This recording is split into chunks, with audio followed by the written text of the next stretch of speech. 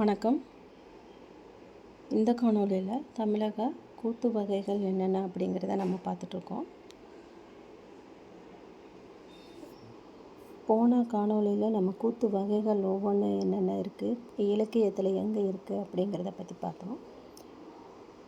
இந்த காணொளியில் வள்ளி கூத்து, துணங்கை கூத்து, குரவை கூத்து, வெறியாடல் போன்ற கூத்துக்கள் சிறந்து விளங்கியதை காணலாம்.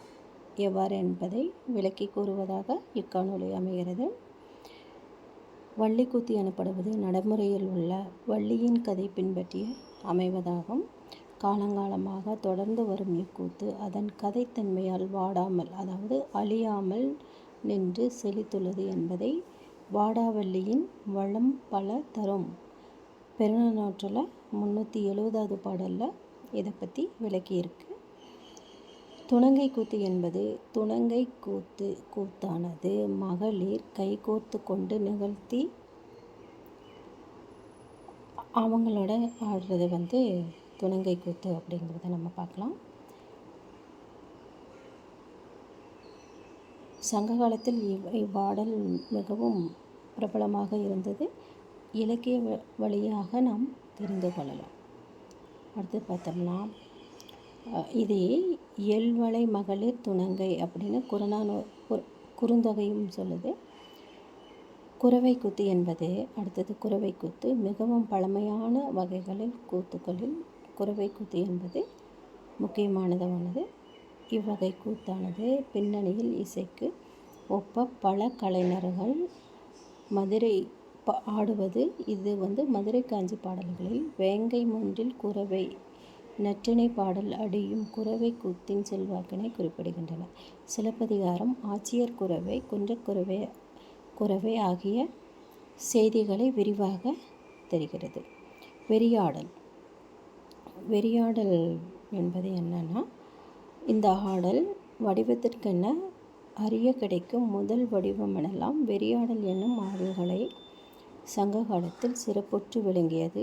மலைப்பாங்கான இடங்களில் முருகனது அருள் பெற்றவனாக வேலவன் வேகமாக ஆடத் தொடங்குவான். அவன் நோய்களை, குறிப்பாக பெண்களுக்கான நோய்களை தீர்க்கும் வல்லமை பெற்றவனாக கருதப்பட்டான்.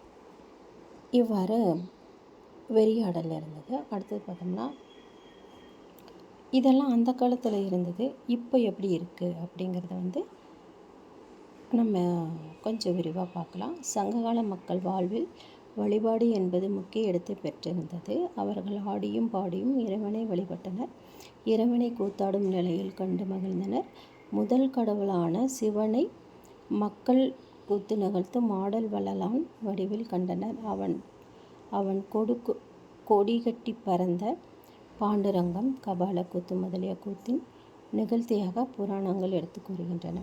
சங்க காலத்தில் வழிபாட்டு நிலையில் மட்டுமின்றி பொழுதுபோக்கு நிலையிலும் தொழில் அடிப்படையிலும் கூத்துக்கள் நிகழ்த்தப்பட்டன.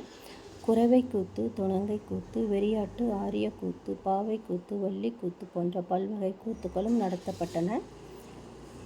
இவை இலக்கியங்கள் வழியாக நாம் அறியலாம். கூத்தர், பொருணர் சொற்கள் போன்ற சொற்கள் தொழில் அடிப்படையான கூத்துக்கள் நடைபெற்றதுக்கு ஆன குறிப்புகளாக நாம் எடுத்துக்கொள்ளலாம். அக்காலத்தில் இயற்றமிழை புலவர்களும் இசைத்தமிழை பாணர்களும் வளர்த்தமை போன்ற நாடகத்தமிழாகிய கூத்தையும் நாடகத்தையும் கூத்தர் என்போர் வளர்த்தனர். இயல், இசை ஆகிய இரண்டும் கேட்போருக்கு இன்பம் தருவன. கூத்து கேள்வி இன்பத்தோடு காட்சி இன்பத்தையும் தரவல்லது. கூத்து பெரிதும் விரும்பப்பட்டதால் அக்காலத்தில் கூத்தர்கள் பெருகினர் என்பது செய்திகள். கூத்து வகைகளும் பெருகின. பாரதம், இராமாயணம், புராணங்கள் மற்றும் காத்தவராயன், நல்லதங்காள், பத்மாசுரன், மதுரை வீரன் கதைகள் போன்றவை கூத்துக்கான கதைக்களங்களாக அமைகின்றன. தொடக்க காலத்தில் சமயவாதிகள் தங்களின் சமயத்தை மத கருத்துக்களை பரப்புவதற்காக மேற்கொண்ட இக்கலை பின்னர் மக்களின் பொழுதுபோக்கிற்காக ஆடப்பட்டதாக வந்தது. பெரும்பாலும் புராண கதைகள், வரலாற்று கதைகளையுமே அடிப்படையாக கொண்டு கூத்து நடத்தப்பட்டன. சில நாட்கள் ஐதீகம் காரணமாகவும் நடத்தப்பட்டன. சிறு தொண்டர் நாடகத்தில் குழந்தை போன்று கிடைக்கும், மழை பெய்யும், இதனால் செல்வம் கொழிக்கும், பஞ்சமின்றி வாழலாம் என்றார்கள். குழந்தை பேறு கிடைக்கும் மழைக்கால கூத்துக்கள் என்றும் இதனை கூறினார். இன்னும் கொஞ்சம் கூத்தின் வகைகளை பற்றி நம்ம அடுத்த காணொளியில் காணலாம். நன்றி, வணக்கம்.